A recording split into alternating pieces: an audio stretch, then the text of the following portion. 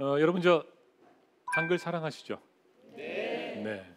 세종대왕도 사랑하시죠? 네. 제가 지금 강요하고 있는 거죠? 그렇죠? 네. 근데요, 사실 이제 한글 사랑하세요, 좋아하세요 이렇게 보면 대부분 다 그렇다고 얘기를 하십니다. 정말 사랑해요 이렇게 얘기하시는데 제가 이제 한글 운동을 하는 사람으로서 한 가지 좀 소소한 건 뭐냐하면 사랑만 하고 실천을 하시나 저분이? 이제 그런 겁니다. 뭐냐하면 예를 들어서 여러분 저 이렇게 연애를 할 때 그 이 사랑이라는 감정, 그죠? 그러면 이제 나 사랑합니다. 그러면 이게 그냥 사랑합니다가 말로 끝나는 게 아니라 뭔가 이 행동이 있잖아요, 그죠? 예? 손을 잡는다든가, 그죠? 포옹을 한다든가 그런 경험 다 있지 않으십니까? 아직 없어요? 아직 없으면 그것도 좀 불행할 수 있는 건데. 네. 아무튼 이제 그런 거거든요. 뭔가 실천. 예. 그래서 우리가 한글 사랑을 좀 실천했으면 좋겠다. 이런 말씀을 먼저 드립니다. 자, 그리고 오늘 강연 주제는요. 한글이 지켜온 민족, 민족이 지켜온 한글입니다.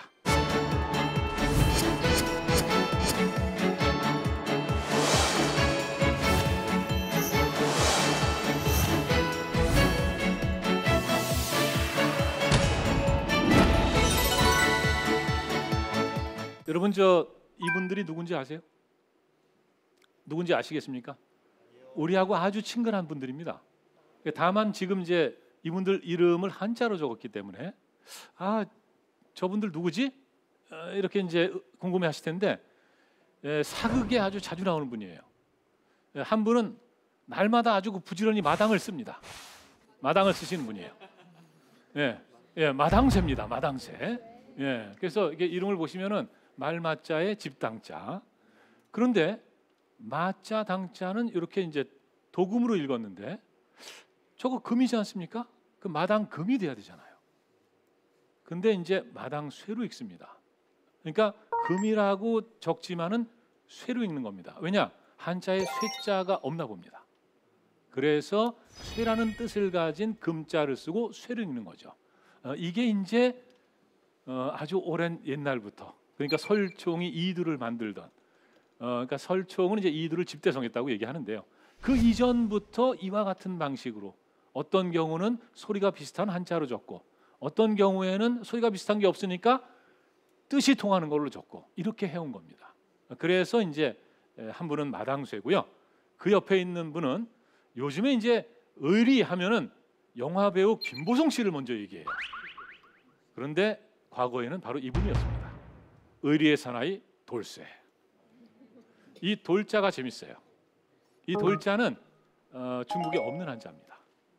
이거는 우리가 만든 거예요. 조선시대. 그리고 제가 생각할 때는, 제가 추정할 때는 훈민정음 창제 이후에 만든 겁니다. 왜냐? 사실은 위쪽만 보면은 돌석자지 않습니까? 그러니까 저것만 쓰고 돌쇠로 읽어도 됩니다. 그런데 뭔가 좀 성이 안 차는 거죠. 그러니까 훈민정음을 리얼하고, 이건 이미 리을이 사람들에게 널리 보급이 됐다는 겁니다. 훈민정음 자체가 리을하고 비슷한 을자를 갖다가 이렇게 딱 접시처럼 받치고 이제 이걸 돌자라고 한 거죠. 그래서 이제 이 글자는 이제 돌자이기도 하고요.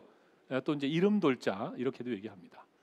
이 마당쇠와 돌쇠, 이 어르신들이 그러니까 이제 조선 시대 중기에 뭐 18세기 이런 때 그 노비 문서 같은데 또는 토지 이 매매 문서 같은데 등장을 합니다. 이 얘기는 뭐냐면요. 15세기에 훈민정음이 만들어지고 사실은 상당히 빠른 속도로 보급이 됩니다. 문제는 이제 4대 부들이 이 훈민정음을 배척했다는 거죠.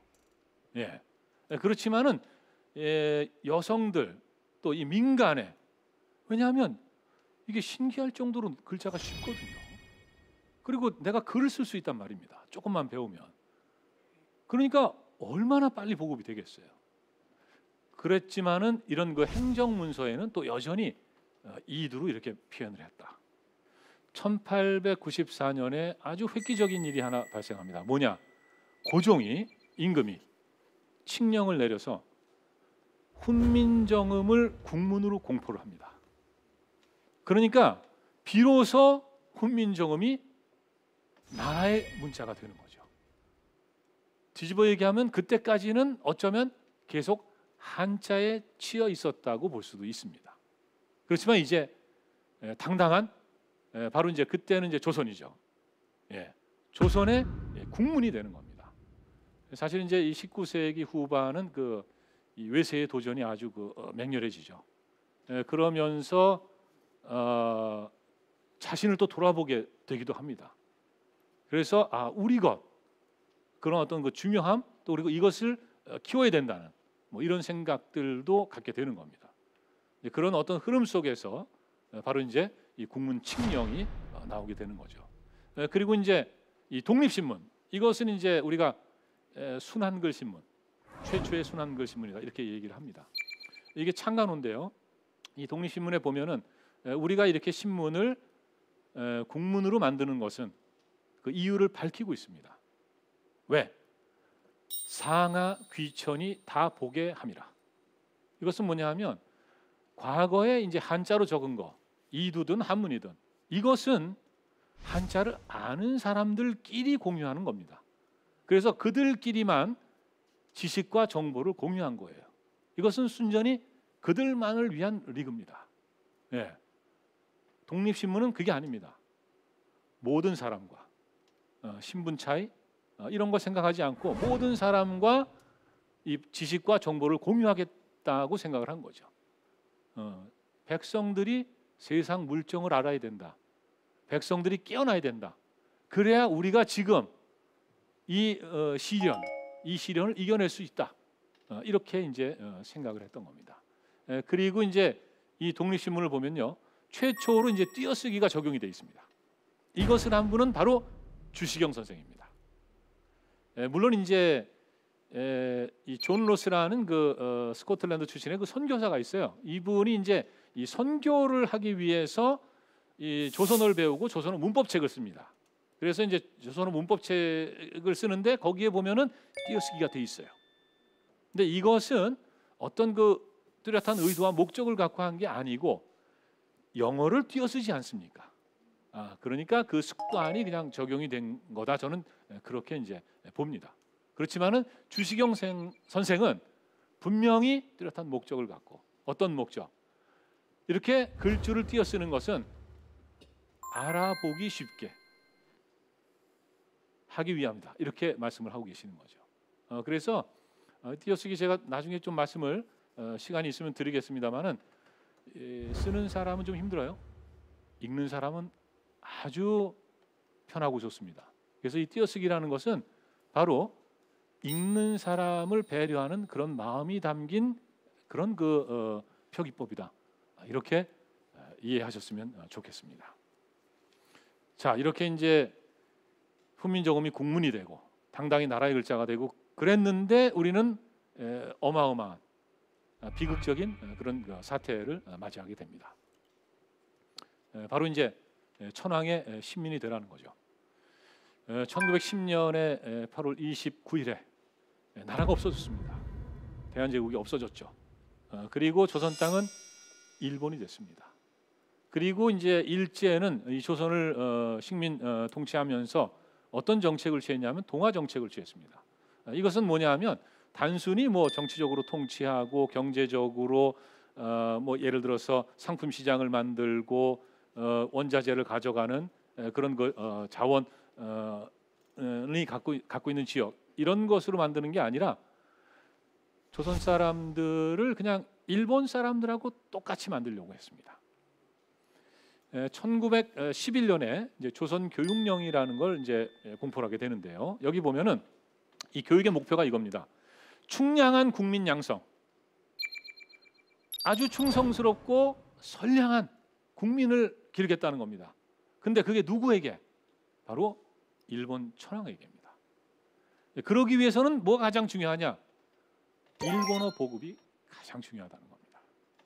그래서 이제 이 보통학교라는 거는 조선인들이 다니는 학교입니다. 일본인들이 다니는 학교는 이름이 달라요. 소학교입니다. 지금도 일본은 그 소학교입니다. 명칭이. 이 보통학교 1학년부터 4학년까지 되어 있는데 이 국어가 일본어입니다. 국어가 일본어예요. 그래서 국어를 제일 많이 가르칩니다. 10시간씩 주. 조선어는 한문하고 합쳐져 있어요. 6시간밖에 가르치지 않습니다. 예. 이 현상은 이 시간이 갈수록 식민 지배가 지속될수록 더 심화가 되죠. 그래서 나중에 이제 1938년쯤 가면은 그때는 이제 조선인들이 다니는 학교도 이름이 소학교로 바뀝니다. 그런데 그때 이 소학교에서 조선어를 수의 과목으로 합니다. 이 수의 과목이라는 건 뭐냐면 가르쳐도 되고 안 가르쳐도 됩니다. 그 학교장의 재량에 따라서. 그런데 그 시점쯤이면 이제 학교장들은 대개 일본 사람이고 그런 일본 사람들은 조선 총독부의 의도를 누구보다도 잘 알고 잘 읽죠. 그러니까 이것은 가르치지 말란 얘기네. 그래서 실제 이제 안 가르치게 되는 겁니다. 그리고 1941년에는 학교 이름이 국민학교로 바뀌는데요. 예, 사실 저 어렸을 때는 국민학교입니다. 제가 졸업할 때는. 그런데 이제 지금 이제 초등학교가 됐죠. 근데 이제 일제 때 바로 이 국민학교라는 이름이 등장을 한 거예요. 그리고 국민학교에서 완전히 조선어 과목을 그냥 폐지합니다. 이건 그냥 노골적으로 더 이상 조선어는 필요 없다. 예, 의미가 없는 거죠. 그래서 이 조선어는 사실은 이 공식적으로는 죽은 겁니다. 그때 죽어 사망 선고를 했다고 보는 거죠. 예. 이게 이제 일제 때 쓰던 이 교과서입니다. 이 교과서를 갖고 조선 학생들이 공부를 하는 거예요. 국어 독본이라고 써 있습니다만은 말씀드렸듯이 일본어입니다. 일본어. 그래서 이제 일본어가 잔뜩 써 있죠. 이게 이제 포도의 덩굴이라는 뭐 시로 봐야 되겠죠. 이런 것들을 일본어로 이제 학습을 한다. 국어 시간에.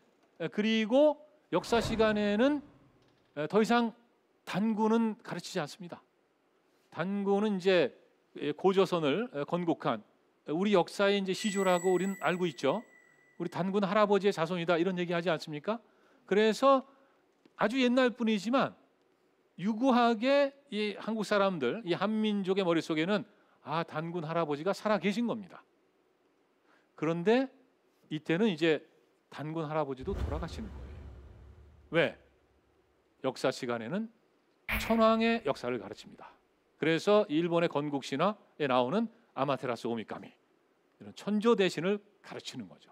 천조 대신이 이렇게 나라를 세웠다. 그럼 이런 교육을 받고 예를 들어서 어렸을 때부터 한 20살쯤 성인이 될 때까지 성장을 했다. 그러면은 정말로 동화되는 겁니다.